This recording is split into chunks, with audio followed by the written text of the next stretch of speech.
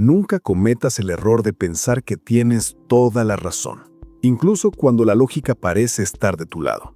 Esa certeza absoluta es lo que está destruyendo tus relaciones, estancando tu aprendizaje y creando conflictos donde no debería haberlos. Vivimos obsesionados con tener la respuesta correcta, con ganar la discusión, con demostrar que el otro está equivocado.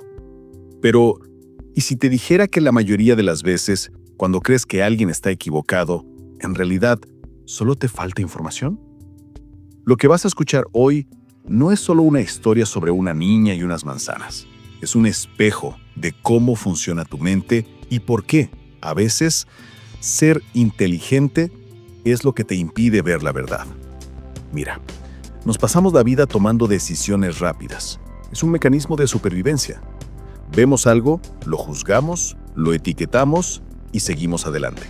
Pensamos que nuestra forma de ver el mundo es la única forma válida.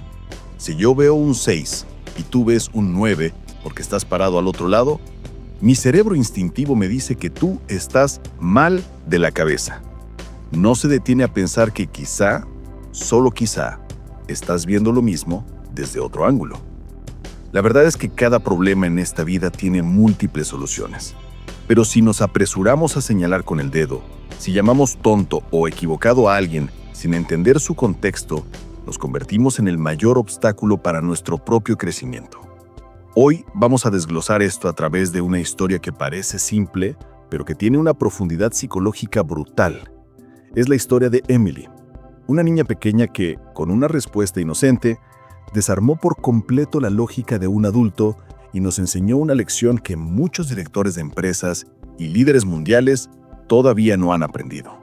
Así que presta mucha atención, porque lo que vas a escuchar puede cambiar la forma en que te comunicas con tu pareja, con tus hijos o con tus compañeros de trabajo para siempre.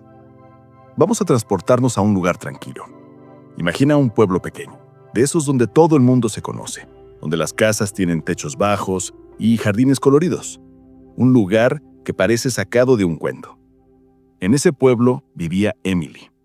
Emily no era una niña cualquiera. Tenía esa chispa, esa energía vital que a veces perdemos cuando crecemos. Era alegre, curiosa, y pasaba sus días explorando, jugando con sus amigos y viendo el mundo con ojos de asombro.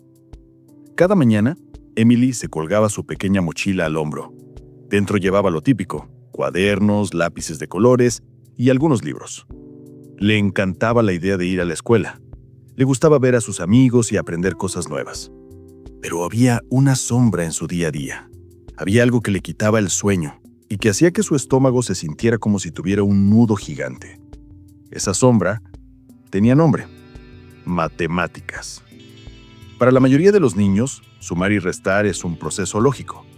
1 más 1 es 2. Simple. Pero para Emily, los números eran como un idioma extranjero que no lograba descifrar. Cada vez que intentaba hacer un ejercicio de matemáticas, su mente se nublaba. Se confundía. Incluso las sumas más sencillas, esas que están por debajo de 10, eran un desafío monumental para ella. Tenía que esconder las manos debajo de la mesa para contar con los dedos, esperando que nadie la viera. A su edad, esto es relativamente normal, claro, pero vivimos en una sociedad que compara constantemente. Y mientras otros niños levantaban la mano rápido y gritaban las respuestas, Emily se hacía pequeña en su silla. Su familia había empezado a preocuparse un poco. Ya sabes cómo son esas charlas de adultos en la cocina cuando creen que los niños no escuchan. ¿Por qué le cuesta tanto? ¿Deberíamos contratar un tutor? ¿Será que no presta atención? Pero la inteligencia no es una línea recta. Y aquí es donde la historia se pone interesante. Un día, su profesor, el señor Johnson, decidió cambiar la dinámica. Les dijo a todos que sacaran sus materiales de arte porque iban a dibujar. En ese momento, la postura de Emily cambió. Ya no estaba encogida. Sus ojos brillaron. Si las matemáticas eran su debilidad, el arte era su superpoder. Emily veía el mundo en colores y formas, no en números fríos. Sacó sus materiales con una emoción que casi no le cabía en el pecho. Mientras otros niños hacían garabatos rápidos solo para terminar, Emily entró en su zona. Se concentró totalmente. El señor Johnson caminaba por el aula, observando, veía dibujos de patos, de casas torcidas, de amigos con brazos de palito. Él entendía que eran niños, así que los animaba a todos. Buen trabajo, qué colores tan bonitos, siga así. Pero cuando llegó al pupitre de Emily, se detuvo. Lo que vio en ese cuaderno lo sorprendió. No era un garabato, era un dibujo con detalle, con sentimiento. El señor Johnson tomó su bolígrafo rojo y escribió en la esquina de la hoja: Bien hecho, Emily. Gran trabajo. Tu dibujo es realmente hermoso. Esas palabras fueron como oxígeno para ella. Su corazón se llenó de alegría. Imagina la escena. Una niña que se siente tonta la mitad del día, de repente recibe validación en lo que ama. Pensó inmediatamente en su madre. Tengo que mostrárselo a mi madre. Se va a poner muy feliz. Esa nota del profesor no era solo tinta en un papel. Era la confirmación de que ella valía, de que tenía talento. Sonó la campana del recreo y todos salieron corriendo. El patio se llenó de gritos y risas. Algunos fueron a la cantina a comprar dulces, otros a jugar fútbol. Emily había traído su almuerzo de casa, pero no le gustaba comer sola, así que se sentó con sus amigas cerca de la cantina. Y ahí, en medio del descanso, el fantasma de las matemáticas volvió a aparecer. Estaban intentando juntar dinero. El recreo terminó y volvieron a clase. Y para mala suerte de Emily, tocaba matemáticas de nuevo. El ambiente en el aula cambió. La alegría del dibujo se disipó y volvió la tensión. El señor Johnson, que era un buen hombre y un profesor dedicado, estaba enseñando sumas básicas. Quería hacerlo visual. Quería que entendieran el concepto, no solo la memoria. Así que se acercó a su escritorio y tomó unas manzanas. Se paró frente a la clase, con esa autoridad amable que tienen los maestros, y dijo: Muy bien, chicos, vamos a usar la imaginación y lo que ven aquí. Imaginen que les doy una manzana. Levantó una manzana roja y brillante. Luego, les doy otra manzana. Levantó la segunda. Y finalmente, les doy una más. Levantó la tercera. Miró a la clase y preguntó: Díganme, ¿cuántas manzanas tendrán en total? La respuesta fue un coro inmediato: ¡3! Todos los niños gritaron al unísono. Era obvio. 1, 2, 3. El señor Johnson sonrió satisfecho. Pero entonces notó a Emily. Ella no había gritado la respuesta. Estaba concentrada, mirando sus dedos, moviendo los labios en silencio. El profesor decidió darle una oportunidad para que ganara confianza, así que le preguntó directamente a ella: Emily, ¿tú qué dices? Emily terminó de contar, levantó la vista con una sonrisa llena de seguridad y dijo: 5, señor. El silencio en el aula fue incómodo. Algunos niños soltaron risitas por lo bajo. El señor Johnson, sin embargo, era un hombre paciente. Pensó: quizá no me expliqué bien, o quizá Emily se distrajo. O tal vez no le gustan las manzanas y eso la confunde. Los maestros a veces intentan buscar lógica donde no la hay. Así que decidió cambiar el ejemplo. Pensó que si usaba otra fruta, tal vez el resultado sería diferente. Está bien, Emily. Olvida las manzanas. Vamos a intentarlo de nuevo. Imagina que te doy una fresa. Hizo el gesto de darle una fresa invisible. Luego te doy otra fresa. Otro gesto. Y finalmente, una más. ¿Cuántas fresas tienes en total? Emily volvió a mirar sus manos. Contó con sus dedos. 1, 2, 3. Su cara se iluminó. Esta vez lo tenía claro. 3, señor, respondió felizmente. El señor Johnson suspiró aliviado. Exacto, muy bien. Pensó que el problema estaba resuelto. Emily sabía sumar, solo se había confundido con las manzanas anteriormente. Era un simple error de atención. Pero el señor Johnson quería asegurarse de que el concepto había quedado firme. Quería cerrar la lección con éxito total. Así que decidió volver al ejemplo original solo para confirmar. Perfecto, Emily. Ahora que entendiste con las fresas, vamos a volver a las manzanas. Mírame bien. El profesor tomó las manzanas físicas de su escritorio de nuevo. Fue muy deliberado, muy lento, para que no hubiera margen de error. Te doy una manzana. Se la puso en la mano a Emily. Te doy otra manzana. Puso la segunda en su otra mano. Y finalmente, te doy una más. Levantó la tercera. Miró la clase y preguntó: díganme, ¿cuántas manzanas tendrán en total? Emily miró las frutas en sus manos y en el pupitre. No dudó ni un segundo. Su respuesta fue inmediata y firme. 4, señor. Aquí es donde la paciencia del señor Johnson se rompió. No fue un estallido de ira, sino de frustración pura. ¿Cómo era posible? Acababa de decir 3 con las fresas. La lógica era idéntica. 1 más 1 más 1 es 3, sea fruta, piedras o coches. Para la mente lógica y adulta del profesor, Emily estaba siendo obstinada o simplemente no estaba prestando atención. Su tono de voz cambió. Ya no era tan dulce. Se volvió severo, un poco más alto de lo necesario. Emily, por favor, puedes contar las fresas correctamente. ¿Por qué no puedes con las manzanas? Es lo mismo. Solo te he dado 3 manzanas. Las estás viendo. 1, 2, 3. ¿Por qué sigues diciendo 4? La energía en el salón se puso tensa.